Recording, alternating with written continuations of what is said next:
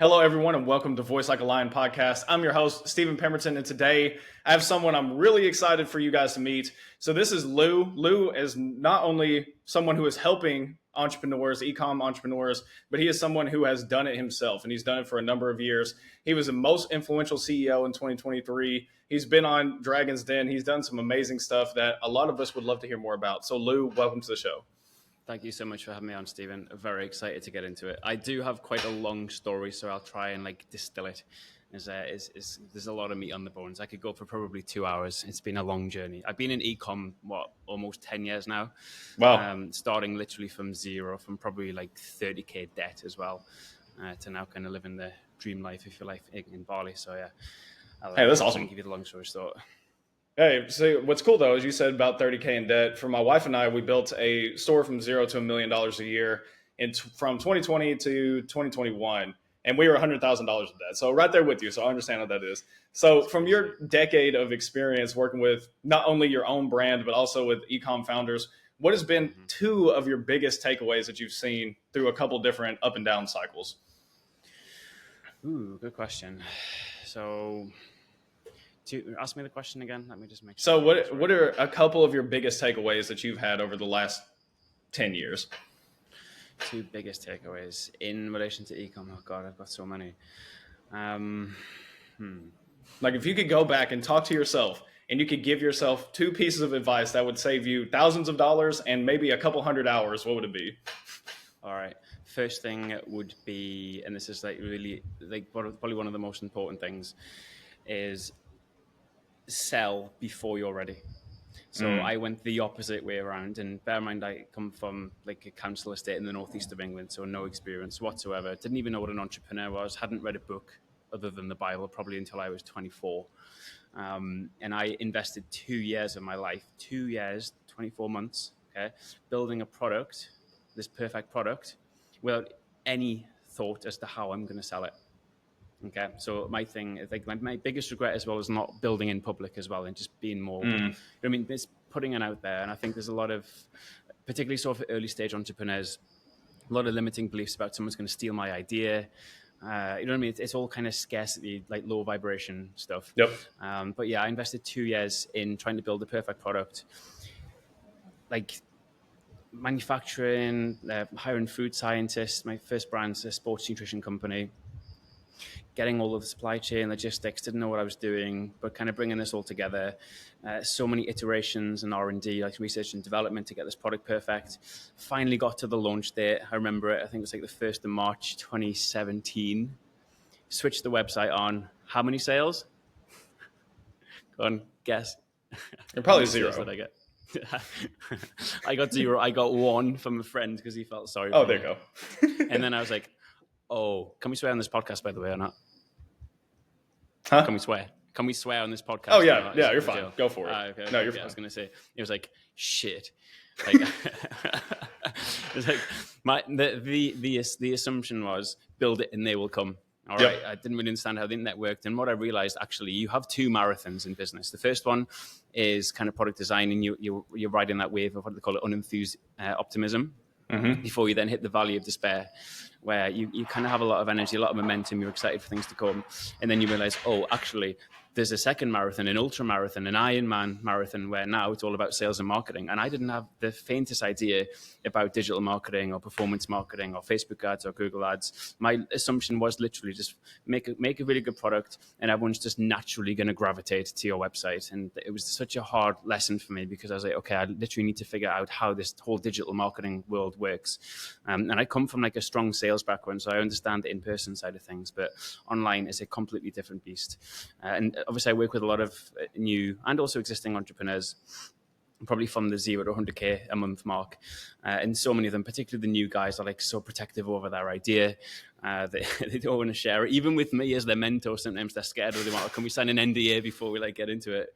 It's crazy. But yeah, that was probably one of the biggest things for me is just to build in public. And literally you kind of want to put the idea out there because let's be honest, you know how hard it is to build and launch a product, a brand, an ecom brand, whatever. It's hard enough with you if you have all of this enthusiasm and passion about it. Never mind someone who has no passion or no interest in it, for them to just take it. Like, it's hard enough for you to do it. No one's going to steal it from you. Okay. Yep.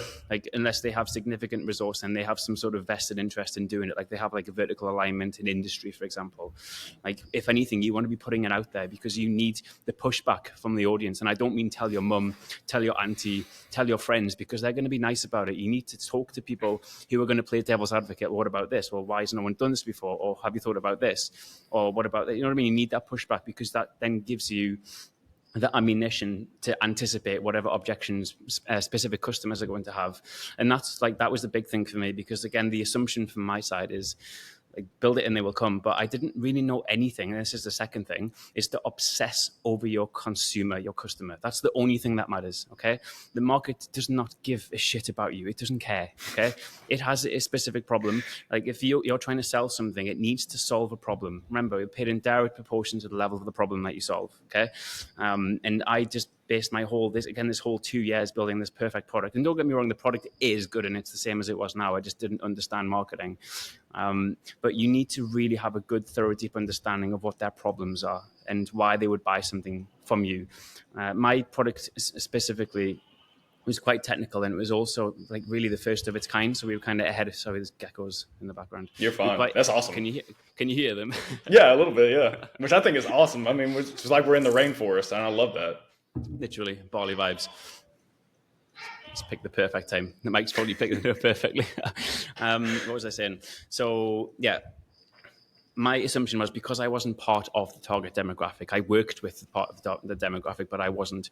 Like, so that the product itself, for a bit of context, is like a shake meal replacement for kids who play high level sport and they have bad diets, or they're kind of picky fussy eaters. And obviously I'm not that person. Yes, I'd worked in professional sport and football before, but I kind of more observed it as opposed to being part of it. So the resistance, if you like, for parents and the perception that they have of what the product is, what it does, how it works. And bear in mind, they have no point of reference because you're the first one ever to do it. So their questions are, is it safe? Who else is using it? Where's the reviews? And when you start, you have nothing. And that was another big thing, is to really obsess over the consumer.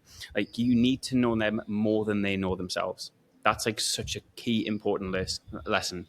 Like, what you think is generally the problem. Once you actually get some live feedback, direct feedback from the market, sometimes it turns out to completely wrong. And I think that's the openness that you have to pivot and change in what you originally thought versus what actually the market wants, and just being flexible with the way that you position your product or your marketing or the pain points, and just addressing those. So yeah, I would say there was like the two. I probably got like 10 or 20 of these, because I made every single mistake in the book, every single one. Literally. I didn't know what I was doing. I had no good people around me. Like, remember 10 years ago, YouTube on Shopify wasn't a thing. Yep. The only people I could learn from indirectly, again, because I had no money to pay for mentors, was just buying books, and there was no books on ecom. Like, YouTube now is amazing. Like, I always think there's never been a better time to start an ecom business than now, because you have so much information. But you have the other problem now. You have too much information. So it's how can you cut through the mess to find what's legit, you know what I mean, what's true, what's actually actionable as well. But yeah, it took me so long. And as I said, I'm grateful for it now, because all of the mistakes, because I had to do everything myself. I couldn't afford an agency. I couldn't afford contractors. Like, even having like a VA in the Philippines, I couldn't afford that. I didn't pay myself anything for 3 years. And I was working all sorts of part-time jobs just to not have to take out of the business. This is the other side to it, that it ends up being a superpower. All of this, like, struggle and problems and resistance, like, it's all for me about mindset. I would say, like, any success in life and business is 90% mindset, 10% execution. But as I said, looking back, I'm grateful for it, because it's made me a very good operator, because you kind of have the depth and the breadth of knowledge to be able to kind of manage everything. And I'm talking everything. I even taught myself accounting. Like, reading books on accounting, like, literally, I'm not qualified to do any of this, but you do whatever you need to do to get whatever needs to be done. That's the mindset of the entrepreneur. Dude, bro. So you and I can get along, because your story resonates with me on so many levels. I love the fact that you talk about mindset, just because a few years ago, I would have said, oh, that's really hooey-dooey. But at the same time, what I've realized, I mean, I've been in e-commerce for almost 5 years now. It's been 5 years now, is what I've seen hold back founders. So I'll use a real story. Is there's a client of ours where we were going to transition, come on and basically be full partners with them, scale the company, do all these things, take equity, be real partners in their company. And it's been around for 7 years. And the founder, actually the founders, so the co-founders, they believe, one of them believes that they can scale to over $5 million a year. Right now, they're about $30,000 a month. They think they can go to $5 million a year in 18 months without changing anything. Mind you, they've been in business 7 years, and yet they're at $30K a month. So somehow that's all going to change without changing anything in 18 months. So crazy, one of them. The other one wants to bring in investors to get them more capital. They want to invest it. They wanted to bring on partners, so me and my business partner, to help them do the things they don't know how to do. So there's this dynamic clash that is happening on the co-founder level. So because they're not meeting eye to eye and they have these things going on mentally, that's keeping them. And that's the thing, is they can go raise $1 million pretty easily just because of the customers that they serve. But they'll have a spike in sales and they'll just drop off because it's going to go back to the standard that they've set for themselves and for the business. Mm-hmm. For founders, because I know that you say you work with from 0 to 100K, so those startups, is for us is we were working with about $500,000 up to $1 million, some smaller, some way bigger. And what I've noticed is the people who are willing to be just like you and I and just do everything and learn everything. And then you get to a certain point where you go, okay, I know how to do it, but I'm not an expert in doing it. Let me hire smarter people than me so they can do it. And then I can just be here and get out of the way. Like, the faster you can get to a point that you can get out of the way, the faster you can scale a business. And something that you said with Amazon that I love. So Amazon did this. So the Amazon founder, we all know Jeff Bezos. But when he used to have board meetings, he used to leave a chair open right next to him. And he said, this is the most important person in the company. He said, this is the customer. He said, everything we do has to go through that view. So, I mean, everything that you did. And I just love the fact that you were willing to go all in on yourself and not have the mentors. I'm right there with you. Like, I'd had no mentors. There was no one in business around me. It made no sense. I mean, I went in business when my wife and I first got married when we were 20, lost everything. And then I was just upset, never wanted to be back in business, 5.5 years in a corporate job that I hated.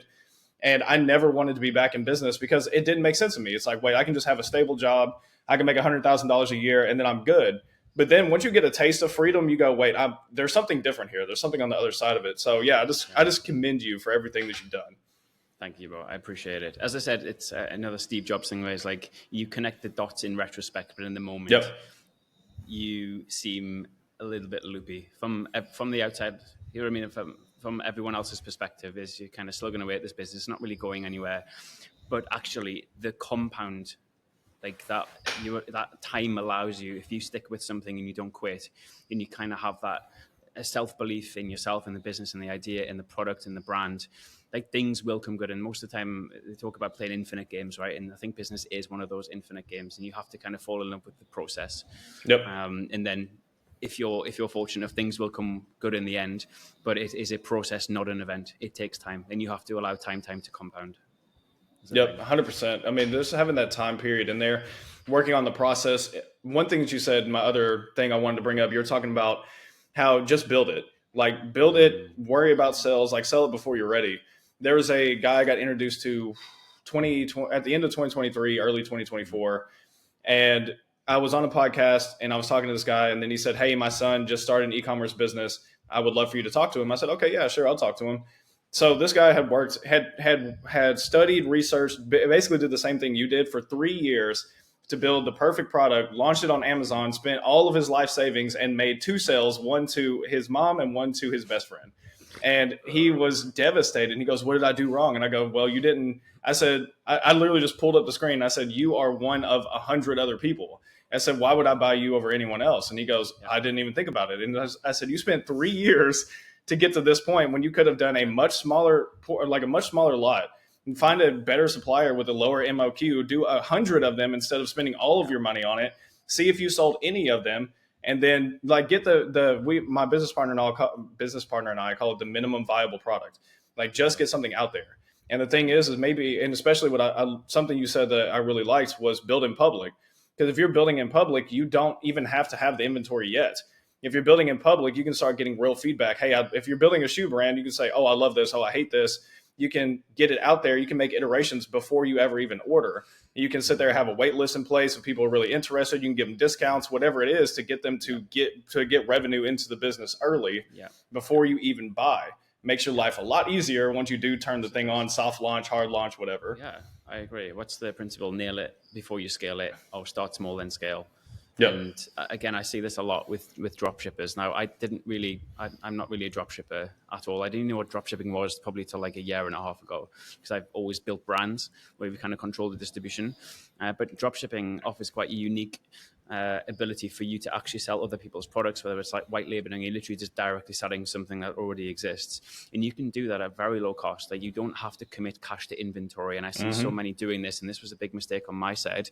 I did not have to go through 2 years of R&D. I could have pretty much white labeled and changed maybe 1 or 2 ingredients of an existing product, because ultimately it's all marketing. Okay, it's all the way you kind of position it.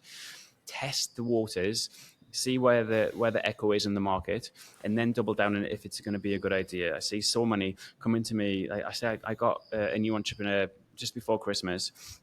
They'd come into an inheritance and they'd spend £23,000. So what's that, about the best part of 30k US on buying harnesses for dogs. And they've never ran an ecom store. They don't know anything about Facebook ads. They've literally just white labeled and put their own brand on probably like, I don't know, 2,000 or 3,000 of these units without having a clue what they're doing. And I'm like, why would you do that? You do not need to do that. These products exist. You don't even need to put your stamp on brand on it. Just get it out there. Fine enough, have like a branded like store, but the product itself, ultimately, you need to kind of validate before you go all in on that. Because if you've sunk 23k in that, what no one thinks about is, okay, you've got now all of this cash stored in inventory, which technically is a liability until it's sold. But then you also have to pay to market. That's what they don't think about. Like, they don't think about, okay, like, it's not just, as I said before, build it and they will come, or just kind of get all of this inventory, switch some ads on, run it to like a basic product page, and then sales are going to come through. I wish it was as easy as that. But you see so many gurus online telling them it is as easy as that, and it's not. Okay, it's very convoluted. It's complicated. Yes, it's technically never been easier, but unless you understand, I call it the digital plumbing, or just the core infrastructure on the back end, you can literally be wiped out straight away. But there's no need to do that in the beginning, okay? It's okay to then custom brand or make it your own once you have sales, once it's validated. But in the beginning, literally just drop ship someone else's product, okay? Validate the idea, run some ads, like build like a basic landing page. It doesn't have to be that complicated, but I see so many run into that. And they think they have to keep it quiet, or as I said before, everyone's going to copy them, or it needs to be like specifically unique and everyone cares about logos. Bro, no one cares about logos. No one cares. Okay, they have a problem. This is the thing. Okay, it's all about the consumer. That obsessive focus on the consumer. That's what they need to focus on. Okay, solving problems at scale. But going and literally putting, I don't know, 10, 20, 30K into inventory and not even thinking about getting low MOQs, like you said, and getting that MVP, that minimal viable product. But again, it's all just inexperience. And it's just such a shame, because I see it happen so many times over and over and over again, despite there being so much information on there. And I think that's the unique trouble or problem of today's day and age. Like, technically, it's never been easier. Even like Facebook ads, it used to be very like complicated. Like the amount of like split tests and audience and demographic, you know what I mean, all of that now, it's just like an A+ campaign. It's not that difficult. Same with like websites and stuff. So the barrier to entry is a lot lower, but then because of that, now you naturally have more competition. So it's okay, what are you going to do to differentiate yourself? Why, as you said before, why should someone buy from you and not an established brand when they already know, like, and trust you? So again, it's just all of this stuff that I would like to be able to give back to these entrepreneurs to help them avoid making the same mistakes that I made. And that's the power of, I suppose, what we're doing in the mentorship side of things. I truly don't think there's any shortcuts in life and business other than buying the knowledge from those who are 1 or 2 steps ahead of you. That is, and all you're buying is speed. That's it, because you're going to avoid all of these mistakes, and you think you're committing a bit of cash up front and it's risky, but actually the bigger risk is not doing that at all and going all in and just kind of trusting yourself when you have no experience in it. And that's why it took me 10 years instead of 2 years. I always say, if I could like transplant my brain now to 2015, Lou, where I would be a billionaire right now. Not even exaggerating. it's that valuable, literally. And that's technically what you're doing. And again, it's a mindset thing. I think there's a lot in that kind of low frequency. Again, I definitely think everything's like, again, I think it's maybe it's just the internet, or everyone's very skeptical about things. But like, that was a big thing for me, is to not work with a mentor and someone, and I don't mean like work with like a Jeff Bezos level guy who's like a billionaire, or even like 100 Yeah. millionaire, or like a deca millionaire. Just work with someone who's been in ecom for 2 or 3 years, because they will have gone through the exact same things that you will have gone through, and you can learn. Okay, like that's like probably one of the most important things, and I value that so much now, as opposed to back then where you just assume everything is a scam. It's not. It really Yeah. isn't. And again, that's why I always say it comes back to mindset. But yeah, I don't know what are your thoughts on that. So my thoughts on that is I'm right there with you. I align with that. I think what's fascinating is what people call a scam. So let's say you invest $1,000 in something, you get to decide how good or bad that thing is. It could be terrible as far as how it's constructed. The content could be really bad, but you can still learn from that. But it's your mindset, is how you approach it. If you sit there and you say, well, I didn't really get as much as I expected out of that, I say, but what did you find? Well, I got this one thing from it. Can you find one golden nugget? I remember a few years ago, my wife and I invested $15,000 in a week at a conference, and we went to this conference, and there was you could learn accounting, similar to what you were saying. It's like that was one of the biggest takeaways I had, was accounting and storytelling and all these different things. And I went, man, this is great if you're a new founder. I said, but a new founder can't afford this. I said, if it was me again doing that again, I wouldn't do that again. It's like, because it was $15,000. It's a breakdown of all these different things you need for your business. I said, but for 15K, I could have just used that to learn. I think what I love about mentorship is it can save you a decade. And I think that that was something I would rather pay $15,000 for. I would rather go find someone who's a few steps ahead of me. I would rather go invest in that relationship, because that is going to save you so much time and energy. There's something I looked up, because you were talking about just differentiation and low barrier of entry. Low barrier of entry, 100%. It's easier than ever to get into it. And it's also, in my opinion, harder than ever, because most people don't know how to differentiate themselves. And Amazon alone, there's 3,700 new sellers join every single day. So building it and they will come is not as possible as it was back in the day. So you have to figure out, why is your brownie different? This is what I talk to people, whether they're drop shippers, whether they actually have their own product brand. If you are anywhere close to anyone else, you can't tell me that your stuff is the best. It's like, well, my stuff is the best. It's like, but how would I know that if I just went to your website? Let's say you have the most incredible customer service, the most incredible product ever. If nobody knows about it, no one cares.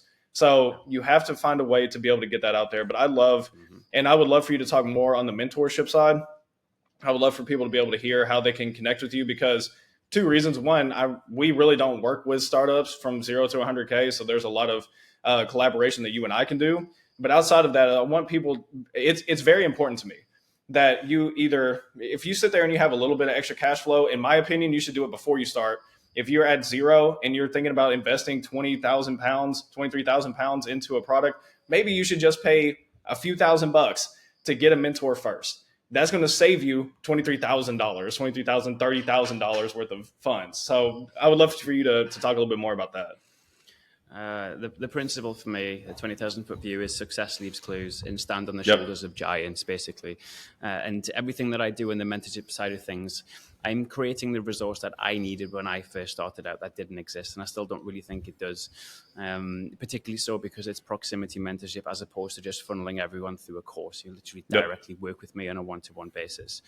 And I love it. It's so nice to kind of, the most fulfilling thing for me is seeing clients, customers actually get results, and it literally changed their life just because they did things the right way. And sometimes founders need that, because like if they don't have a co-founder, if it's the first time they've done it, they have no frame of reference as, do I do this? Do I do this? Is this the right thing to do? What's this? You know what I mean? Like, they have no one to talk to. So something, even just having a sounding board when it comes to big key decision makings, or even the smaller little things that kind of compound over time that are really important. I think it's so key to have that person, particularly so if you don't have a co-founder.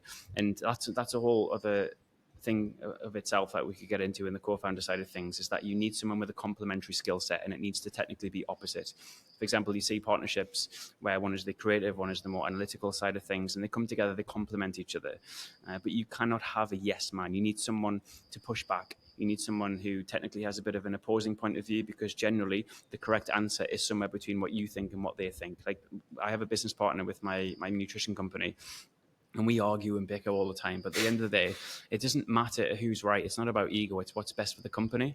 It's what's best for the business. It's what, more than anything else, as you said before, it's what's best for the customer. That's the only thing that matters at the end of the day, irrespective of who's right or who's wrong or what's the right. You know what I mean? It doesn't really matter. It's only you're in the pursuit of truth. That's the only thing that matters. So yeah, as I said, if I was able to transplant my brain now, like 10 years ago, it would be like a crazy amount of value. So that's what you're buying when you work with someone. As I said, it's speed. Yes, you have proximity, so you can actually directly speak and technically hire them as an outsourced non-exec business partner. That's kind of how it works. But there's so much value because you will go. Like my mindset was a bit different. So my thing was I'd rather run 1,000 miles in the wrong direction than stand still. That was the kind of tenacity that I got after it with. And that was partly scarcity, but I genuinely had nothing to give. I had no experience. I had nothing to say there's business owners I want to work with or get mentorship from. There's no point of leverage because I couldn't afford to give them anything. Okay. But you see, if I'm starting a new business, anything, let's give an example of I'm moving from, obviously I still have my brands, but they don't take up too much of my time. There's a whole reason why I'm doing the consulting as well, because I really kind of resonate and I love it. But instead of me finding my way on my own in this whole services business, what have I done? I've hired 3 mentors and these guys are killing it, 4, 5, 600K a month in info products, if you like. And I'm learning from them. I just got back from Dubai, like a 3-day mentorship. In the knowledge that you're able to get from that was like a 12K commitment, 12K pounds, so 15K US. And the stuff that you're able to just skip the queue, if you like, as opposed to you finding your way in the dark. And you know what business is like. It's not a straight line. Okay, it's not linear. As much as everyone thinks it should be or it could be, it's not. It's up and down.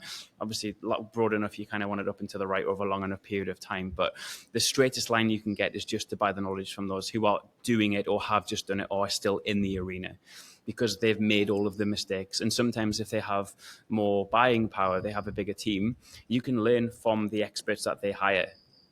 Does that make sense? You don't have to make it on your own, because all that's going to happen is it's going to extend the time horizon tenfold, and you're probably going to spend so much time, effort, attention, resource trying to do something that you could probably just pay like 5-10K and you can just have it in a week. That's it. As I said, you're buying speed, but it's always a mindset thing. There's so many limiting beliefs over, is this a scam, all of this stuff. And don't get me wrong, you have to do your due diligence. Okay. And I think this is why probably for you and I, for example, I give pretty much everything away on YouTube. I don't hold anything back. Again, that was a limiting belief of I need to kind of paywall stuff or whatever, and no one really cares. Okay, you need to lead with value. They have to know, like, and trust you, and that's another kind of key learning where, or even like, for example, I thought I needed to build this perfect course, and then I was with a mentor in the summer, and he was like, no, like, sell it first, then build a course based on what their actual questions are. Because again, I could lock in for a year and make this perfect ecom course from 0 to 100K. And most people, I think the adherence to courses online is something like 13%, only get to 100% of actually watching it. Most of the time they get to like 30-40%, and then they just quit, or they just don't take action on it, or it's like information overload, or they don't want to take action on it.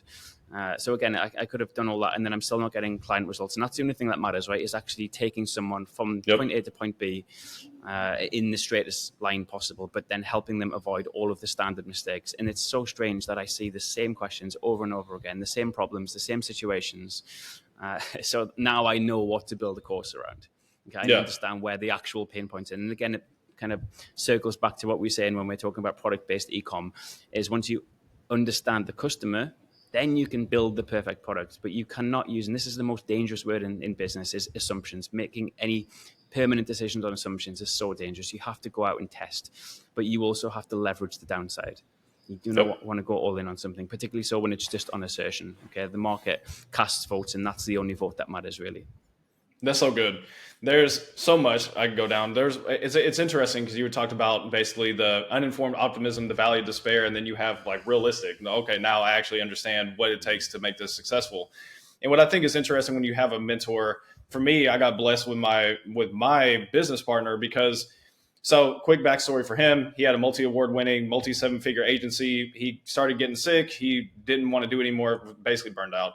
He exited it like 6 years ago, traveled the United States, and then he decided he was going to be a fractional CMO. He came in, he was consulting, doing fractional CMO work for companies upwards of like $30-40 million a year, and he helped them get there. So they were paying him a lot, like $20,000-$30,000 a month just to consult. And I went, that to me, that's outrageous numbers. And I'm just like, how in the world you just in there talking to people and getting paid that kind of money is crazy. But then he got really, really, really sick with an autoimmune disease to the point where he had to let go of all of his clients.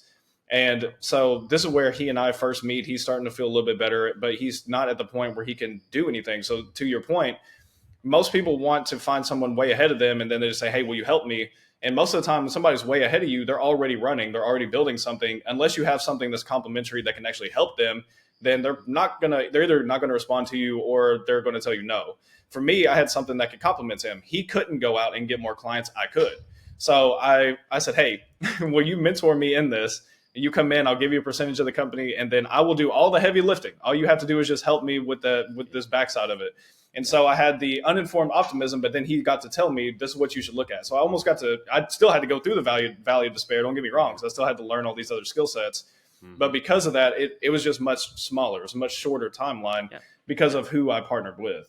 That's it. That's the key. It's leverage, right? Everything always comes back down to leverage, and being able to skip the queue and just avoid the same mistakes or the same problems because they've been there, they've done it. That's what I'm talking about, standing on the shoulders of giants. You're just buying speed and experience. But sometimes there's a lot of resistance to the investment up front, but trust me, believe me, you will spend so much more on making the wrong decisions, on wasting on ad spend, for example, or investing in inventory, or literally taking the wrong decision that can sometimes be like critical for a business. That this is kind of what you're buying. So this is what I'm saying. But you obviously have to do your due diligence on the mentor, or who they say they are, because let's be honest, anyone can say anything online. Okay. Oh yeah. Prove it. Back it up. Yep. Okay. And I think that's where, like, particularly for us, the content side of things is you show that domain level authority, and you can build trust and integrity with anyone. So they know, like, and trust you. Kind of, it's a Hermosi thing, I guess. So there's obviously less resistance.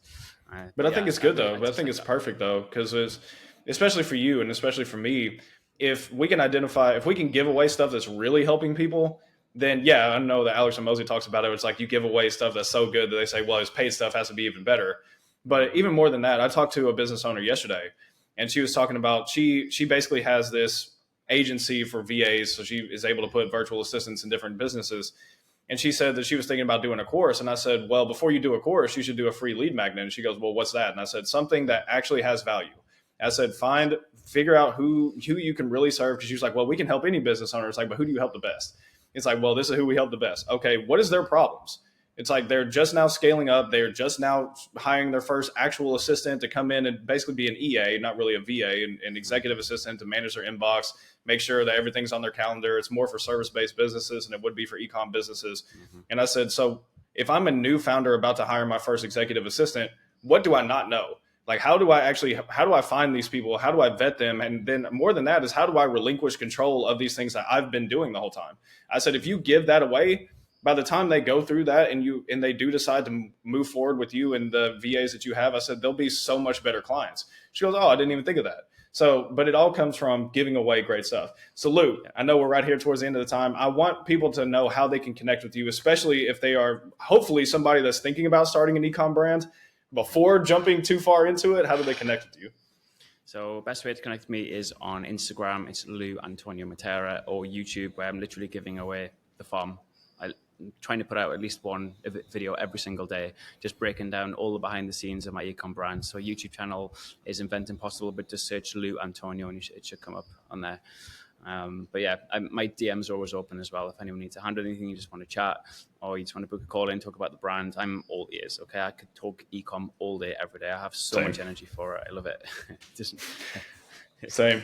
Absolutely. And also, I could go like another 2 hours on this podcast. Like, we haven't even touched on like obsessing over the customer, all of that stuff. And we could, but I know that. So here's a fun fact for everyone listening to this. I am in Oklahoma. Lou is not in Oklahoma. He is in Bali. So we are recording this episode, and are you 13 hours ahead? What time is it there? Is it 10 o'clock at night? It's 11:15 in the evening. Yeah. So which is probably why I'm not. So 14 hours. As normal, but yeah. So I mean, he's on top of that, he's been gracious enough to still do this podcast after having a super long day. And that's why I'm trying to keep it as condensed as possible, because he and I could keep talking, and then it'd be, 1, 2 o'clock in the morning. It's like, oh, shoot, I just got more stuff I need to do. So, Lou, I just want to thank you so much for being on the show. It's been incredible. I know that there's so many nuggets. If you listen to this episode, please go back and write these things down, comment. More importantly to me, though, is go actually connect with Lou. Go connect with his content. Go to his YouTube. And we're going to have all this stuff in the description. Make sure to subscribe. Make sure to comment on it. Actually engage. And do him a favor and actually implement what he's telling you to do. Don't just say that this is great. This info is so good. That happens all the time online. be the 1% of people who actually do something with it. So Lou, thank you again for being here. Thank you, Stephen. Loved it. Let's do it again soon. All right, let's do it. That'd be awesome. All right, everybody. Thank you so much. See you in the next one.